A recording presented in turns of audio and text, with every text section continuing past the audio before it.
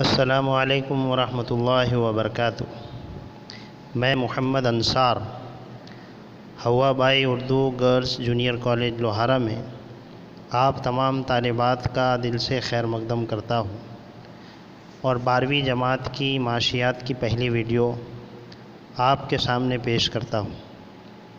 امید ہے اللہ کی ذات عالی سے انشاءاللہ کہ آپ لوگ اس ویڈیو کے ذریعے سے معاشیات یہ جو مضمون ہیں اس کو سمجھنے کی انشاءاللہ کوشش کریں گے۔ آئندہ بھی انشاءاللہ بہت سارے ویڈیو ڈالے جائیں گے انشاءاللہ۔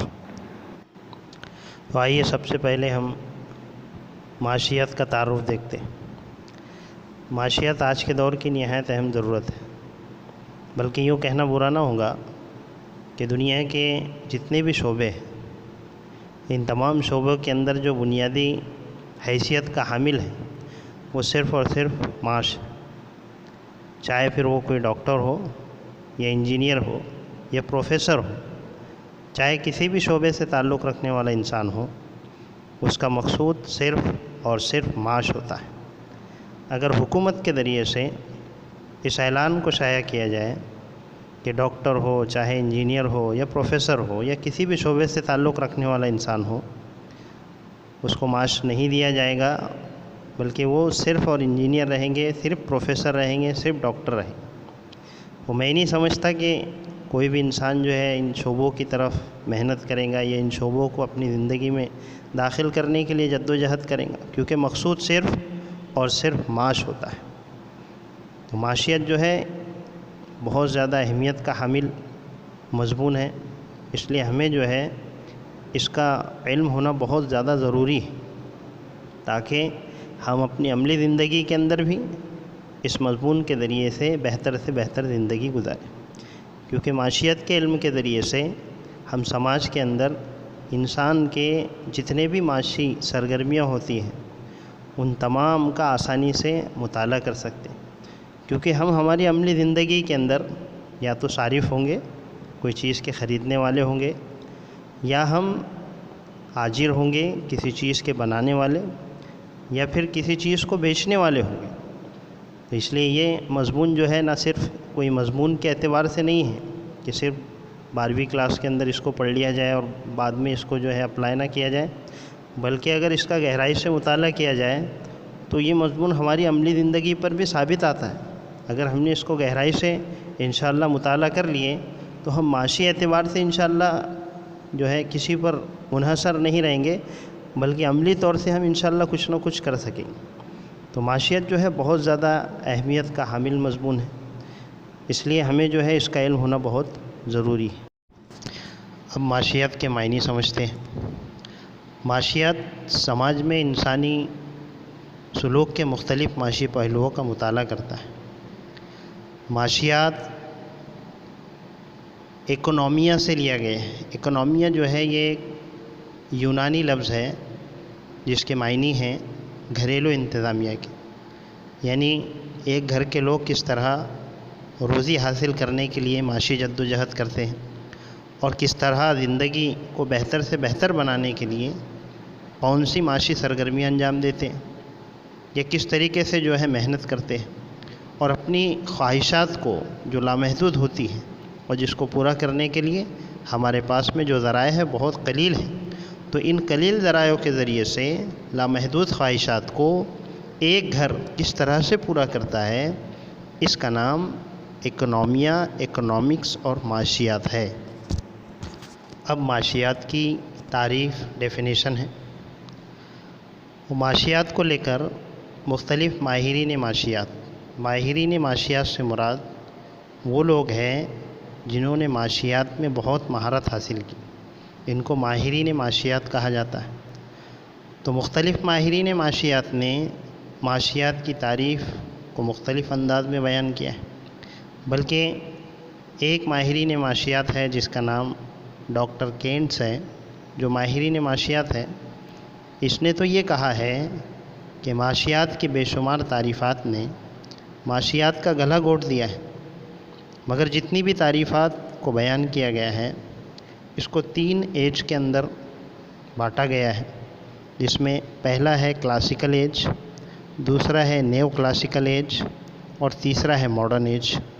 کلاسیکل ایج کو ایڈم اسمتھ کا دور کہا جاتا ہے، نیو کلاسیکل ایج کو ڈاکٹر الفریڈ مارشل کا دور کہا جاتا ہے، اور ماڈرن ایج کو جو ہے وہ ڈاکٹر رابنس کا دور کہا جاتا ہے۔ لیکن اس میں سب سے زیادہ جو اہمیت کا حامل ہے وہ ایڈم اسمتھ ہے، کیونکہ یہی جو ہے فادر آف اکنامکس ہے، یہی معاشیت کا بابا آدم کہا جاتا ہے اسی کو، کیونکہ اسی کے ذریعے سے لوگوں نے معاشیت کو سمجھا ہے۔ سب سے پہلے جو کسی نے معاشیت کو متعارف کروایا ہے تو وہ ایڈم اسمتھ ہے، اس لیے ایڈم اسمتھ کو معاشیت کا بابا آدم مانا جاتا ہے۔ ایڈم اسمتھ نے اپنی کتاب قوم کی دولت، ویلتھ آف نیشن، جو 1776 میں شائع ہوئی، اس میں کہا ہے کہ معاشیات دولت کی سائنس ہے۔ اس کی تعریف دولت کا احاطہ کرتی ہے۔ اس نے جو ہے 4 چیزوں کو بنیادی طور پر اس میں بیان کیا ہے۔ نمبر 1 ہے پیدائش دولت، نمبر 2 ہے صرف دولت، نمبر 3 ہے تقسیم دولت، اور نمبر 4 ہے تبادلہ دولت۔ پیدائش دولت سے مراد یہ ہے کہ دولت کس طریقے سے پیدا کی جاتی ہے۔ تو بنیادی طور پر جو ہے 4 عوامل پیداوار کے ذریعے سے دولت کو پیدا کیا جاتا ہے۔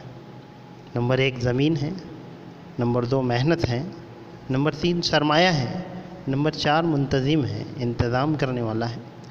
ان 4 عوامل پیداوار میں سے اگر ایک بھی عوامل موجود نہ ہو تو پیدائش دولت کا عمل جو ہے وہ کارگر نہیں ہوتا ہے۔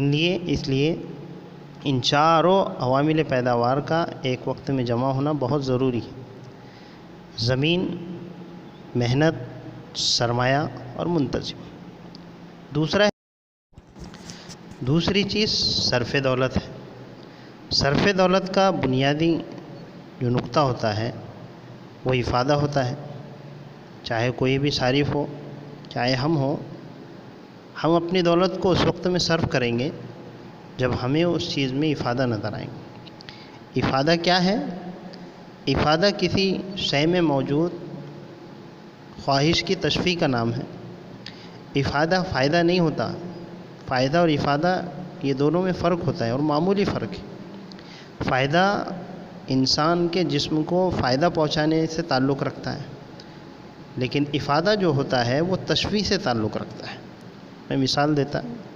ایک مثال ہے کہ شراب جو ہے وہ انسان کے جسم کو فائدہ نہیں دیتی، لیکن افادہ ضرور کرتی ہے، کیونکہ شراب کے اندر اس انسان کی خواہش کو پوری ہونے کی تشبیہ موجود ہے، اس لیے ہم اس کو افادہ کہیں گے۔ تو دوسرا نقطہ جو ایڈم اسمتھ کا ہے وہ صرف دولت کا ہے، اور ہم اپنی دولت کو جو صرف کرتے ہیں وہ افادے کو سامنے رکھ کر کرتے ہیں۔ تیسرا ہے تقسیم دولت۔ تقسیم دولت ہم کن ذرائع پر جو ہے اپنی دولت کو تقسیم کریں گے؟ تو بنیادی طور پر جیسے میں نے پہلے نقطے کے اندر آپ کو سمجھایا ہے کہ زمین، محنت، سرمایہ اور منتظم یہ عوامل پیداوار ہے، پیدائش دولت ہے، اور انہی پر جو ہے وہ صرف دولت ہوتی ہے کہ زمین کو ہم کرایہ دیتے ہیں، محنت پر ہم اجرت کو دیتے ہیں، کوئی محنت کر رہا ہے، مزدوری کر رہا ہے تو ہم اس کو اجرت دیں گے۔ سرمایہ ہوتا ہے اگر ہم نے کسی بینک وغیرہ سے سرمایہ لیا ہے تو اس کا ہم کو سود انٹرسٹ دینا ہے۔ اور منتظم جو ہوتا ہے یہ چونکہ انتظام کرنے والا ہوتا ہے ساری چیزوں کا، اس لیے اس کو منافع ملتا ہے۔ تو یہ تیسرا جو نقطہ ایڈم اسمتھ کے ذریعے سے ہے جو اس نے اپنی ڈیفینیشن اور اپنی تعریف کے اندر بیان کیا، تقسیم دولت۔ اور چوتھا ہے تبادلہ دولت۔ تبادلہ دولت مطلب اب دولت کو جو ہے تبدیل کیا جاتا ہے، بدلا جا سکتا ہے ایک ذریعے سے، ایک شے سے دوسری شے، ایک فرد سے دوسرے فرد پر۔ تو یہ جو ہوتی ہے وہ تبادلہ دولت ہوتی ہے۔ اس کے اندر ایک صفت یہ ہوتی ہے کہ یہ متبادل ہوتی ہے، تبدیل ہوتے رہتے۔ تو یہ ایڈم اسمتھ کی جو ہے تعریفات کے اندر جو ہے یہ 4 بنیادی نقطے ہیں جس کو میں پھر سے دہرا دیتا ہوں۔ نمبر 1 ہے پیدائش دولت، نمبر 2 ہے صرف دولت، نمبر 3 ہے تقسیم دولت، نمبر 4 ہے تبادلہ دولت۔ یہ ایڈم اسمتھ کی تعریف کے اندر بیان کیا گیا ہے۔ اب اس تعریفات پر بہت سے لوگوں نے تنقید بھی کی ہے۔ یہ علم جو ہے صرف دولت سے متعلق ہے، اس میں ایڈم اسمتھ نے صرف دولت ہی کا کہا ہے کہ کس طریقے سے دولت کو پیدا کیا جائے، بلکہ لوگوں نے تو اس کو شیطانی علم تک قرار دیا ہے کہ تو یہ انشاءاللہ تنقید جو ہے وہ آئندہ ویڈیو میں دیکھیں۔